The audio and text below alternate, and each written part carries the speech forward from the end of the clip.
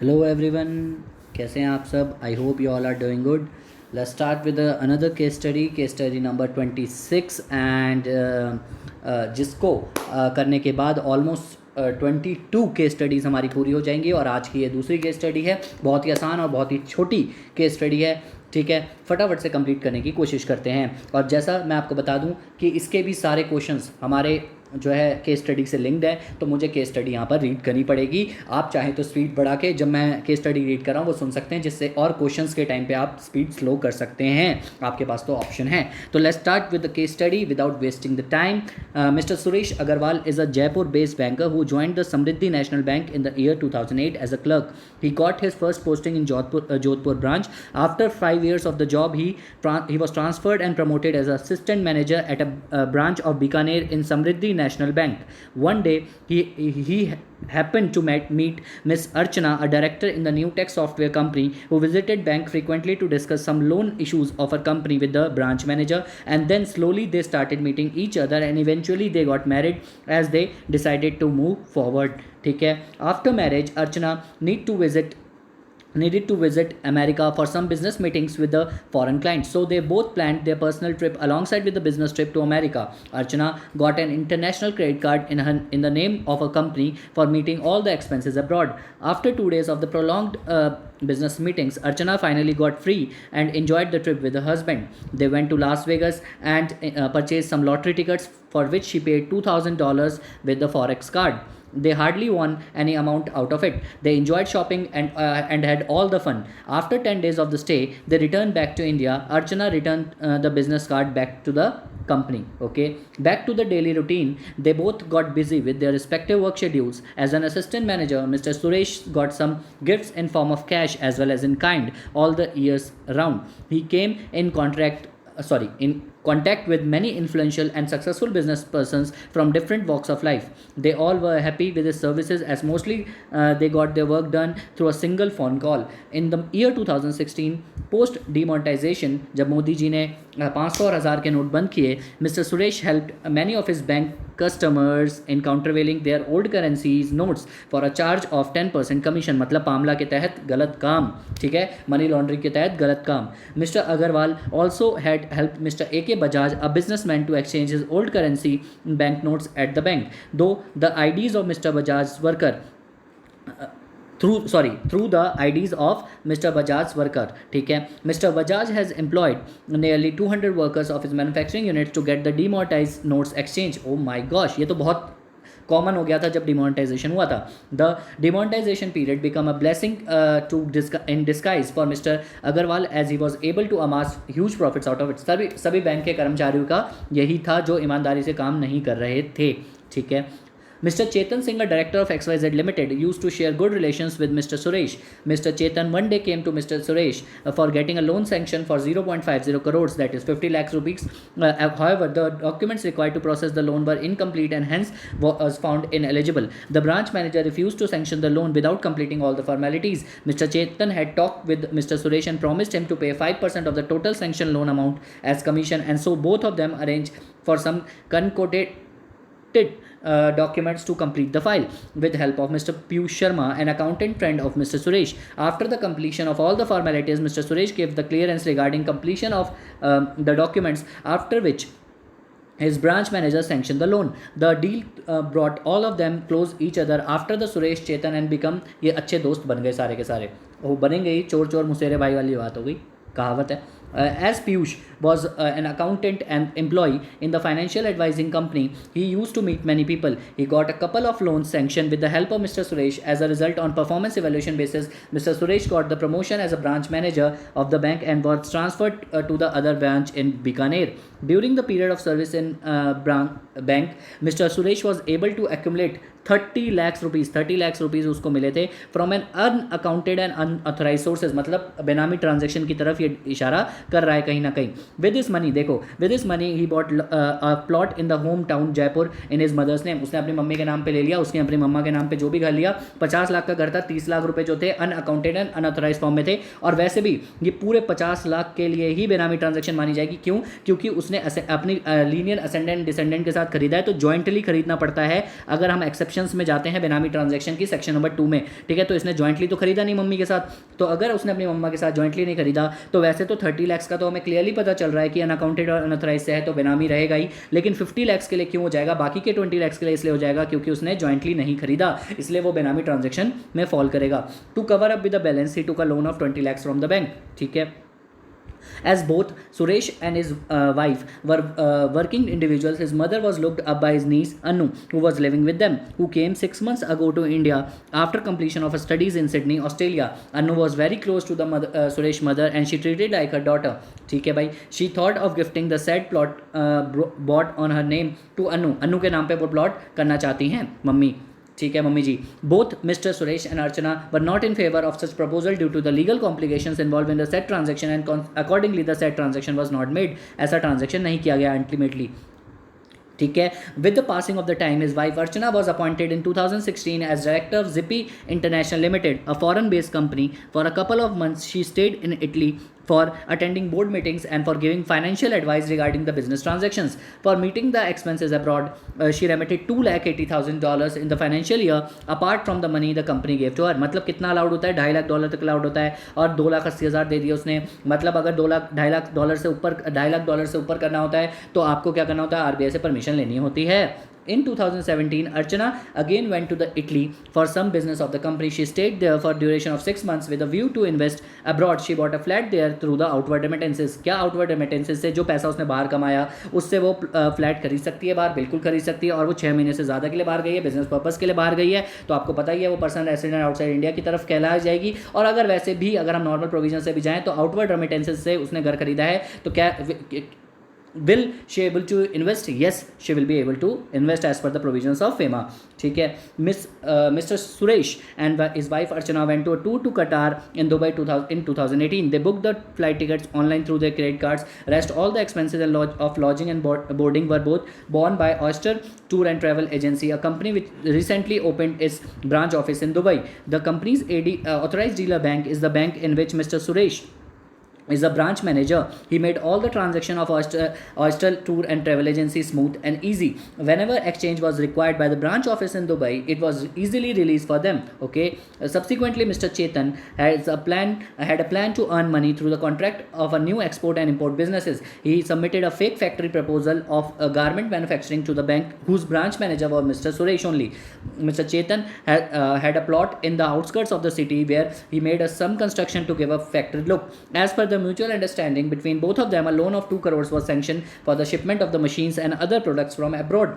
Some fake invoices were prepared to show the dispatch of the garments orders on record, but in reality had sent almost nothing. Mr. Suresh and Mr. Chetan jointly did all the invoice manipulation. मतलब अब ये सारे लोग जो मिलके दोस्ती करके गलत काम कर रहे थे, ठीक है। स्टार्ट करते हैं एमसीक्यूज़ के साथ। अगर आपको कहीं पर भी डाउट हो तो आप दोबारा से पीछे जाके उसको दोबारा से चला के सुन सकते हो, मैं दोबारा से टाइम वेस्ट नहीं कर सकता। मैं बहुत ही सिंपल तरीके से था, जहाँ जहाँ लैंग्वेज थी, जहाँ जहाँ प्रोविजंस थे, उसके बारे में हमने बात भी करी। आइए स्टार्ट करते हैं एमसीक्यूज़ के साथ और देखते हैं किसका क्या आंसर बनेगा। सबसे पहला एमसीक्यू हमसे ये बोलता है, अर्चना went to Italy for some business of the company and bought a flat there through outward remittances. Whether Archana can hold such property, had such property acquired by her in the status of person resident outside India. अब बताओ, person resident outside India खरीद सकता है क्या outward remittances से? Yes, without the permission of RBI, she can hold the property acquired at abroad. That's it.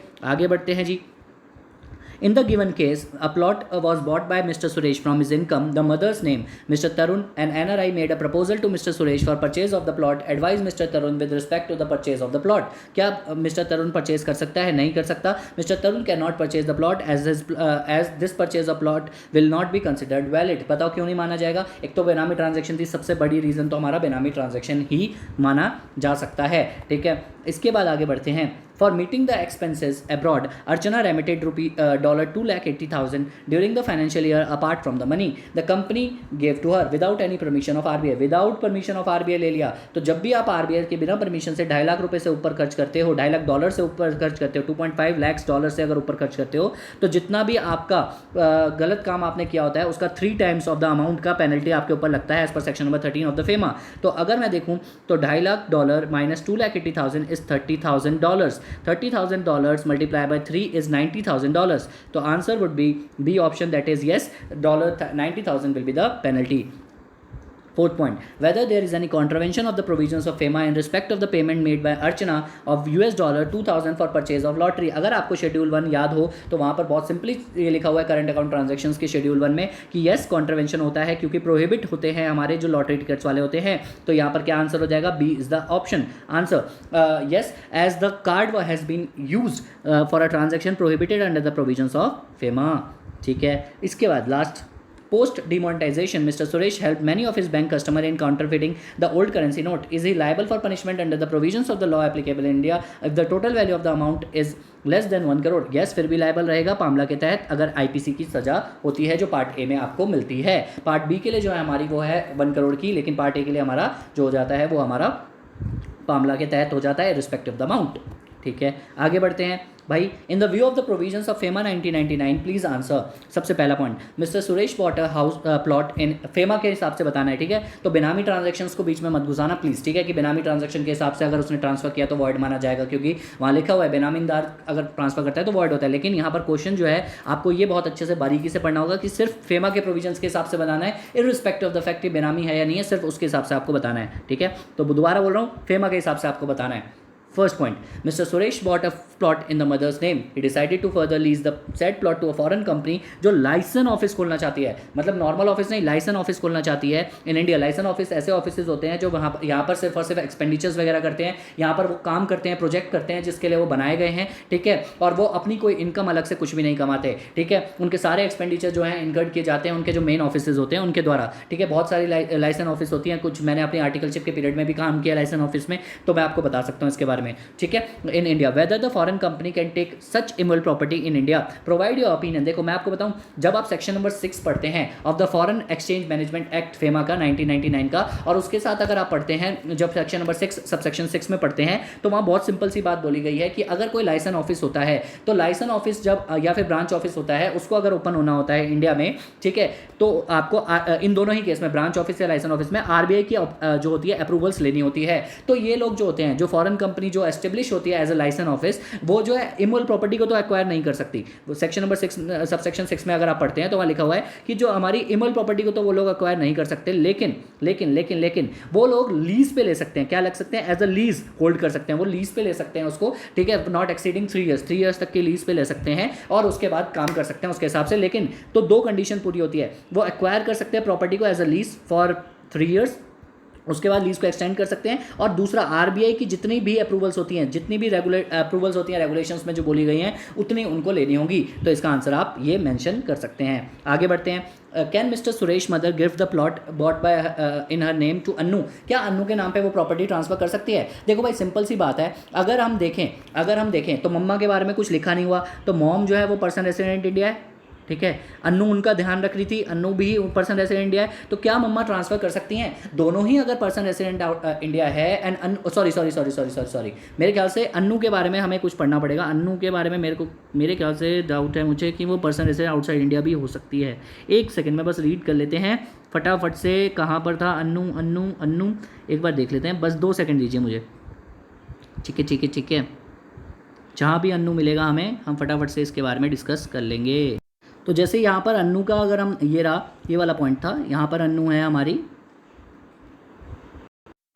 यहाँ पर हमारी अन्नू है। Annu was very close to Suresh mother, और वो कहाँ रहती है? वो सिडनी में रहती हैं। ठीक है, सिडनी ऑस्ट्रेलिया, तो वो पर्सन रेसिडेंट आउटसाइड इंडिया है। तो मम्मा हमारी पर्सन रेसिडेंट इंडिया है और जो अन्नू है वो पर्सन रेसिडेंट आउटसाइड इंडिया है। ठीक है, तो क्या पर्सन रेसिडेंट इंडिया पर्सन ऐसे आउटसाइड इंडिया को ट्रांसफर कर सकता है। मैंने पहले ही बोला कि प्रोविजंस ऑफ फेमा के हिसाब से जवाब देना है, बेनामी प्रॉपर्टी के हिसाब से नहीं। तो ये भूल जाओ कि वो बेनामी ट्रांजैक्शन थी या बेनामी प्रॉपर्टी थी, ठीक है। हम यहाँ सिर्फ फेमा के हिसाब से जवाब देंगे, यस पर्सन ऐसे इंडिया, पर्सन ऐसे आउटसाइड इंडिया को ट्रांसफर कर सकता है, क्योंकि वो ना ही वो एग्रीकल्चर लैंड थी, ना ही वो फार्म हाउस था, ना ही वो प्लांटेशन प्रॉपर्टी था। क्योंकि अगर वो एग्रीकल्चर लैंड, फार्म हाउस या प्लांटेशन प्रॉपर्टी होता तब तो हम पर्सन ऐसे इंडिया को ही दे सकते हैं as per the provisions of the FEMA. लेकिन क्योंकि ये नॉर्मल प्रॉपर्टी थी तो एक पर्सन ऐसे इंडिया दूसरे पर्सन ऐसे आउटसाइड इंडिया को ट्रांसफर कर सकता है। ये आपको regulation number 3 of the FEMA में भी पढ़ने को मिल जाएगा, और ये रेगुलेशन ऑलरेडी हमने जब फेमा के प्रोविजंस पढ़े थे, जब चैप्टर की रिवीजन वीडियो मैंने डाली थी उसमें भी कवर किया है। आइए 7th का पहला पॉइंट देखते हैं। Whether the property bought by mister Suresh Agarwal in the name of his mother can be considered as benami. मैंने आपको पहले ही बता दिया, यस वो बेनामी है। सेक्शन नंबर 2 ऑफ द बेनामी ट्रांजैक्शन में अगर आप पढ़ते हैं तो वो बेनामी है। एक तो सबसे पहली बात, जो पैसा था वो अनअकाउंटेड था। सबसे पहला पॉइंट तो आप ये लिख दोगे कि अनअकाउंटेड था। दूसरी बात, जब भी मम्मा के साथ खरीदना होता है, जो 20 लाख रुपीज़ का अमाउंट था जो मैंने ऊपर भी डिस्कस किया था, वो उसने भले ही मेहनत की पैसे से खरीदा, लोन लिया हो, लेकिन मम्मी के साथ जब भी लीनियर असेंडेंट एंड डिसेंडेंट के साथ जब भी आप प्रॉपर्टी खरीदते हो तो आपको जॉइंटली होल्ड करनी होती है। तो यहाँ पर जॉइंटली होल्ड नहीं करी है, तो यस ये पूरे 50 लाख के लिए क्या मानी जाएगी, बेनामी ट्रांजैक्शंस मानी जाएंगी।